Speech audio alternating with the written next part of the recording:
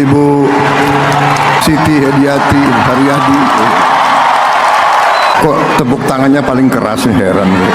Momen Presiden Prabowo Subianto menyapa Ketua Komisi 4 DPR Titik Soeharto disambut tepuk tangan riuh hadirin yang hadir dalam acara Deklarasi Gerakan Solidaritas Nasional (GSN) Sabtu, 2 November 2024. Mulanya, Prabowo menyambut sejumlah perwakilan menteri, anggota DPR, dan tokoh nasional yang hadir melalui pidatonya. Hingga akhirnya, sambutan itu sampai pada titik dan sekitar 20.000 relawan yang hadir riuh dan tepuk tangan. Prabowo merasa heran mendengar tepuk tangan paling keras saat dirinya menyapa Titik. Ibu Siti Hediati Haryadi, ujar Prabowo. Ruangan pun bergemuruh teriakan dan tepuk tangan meriah.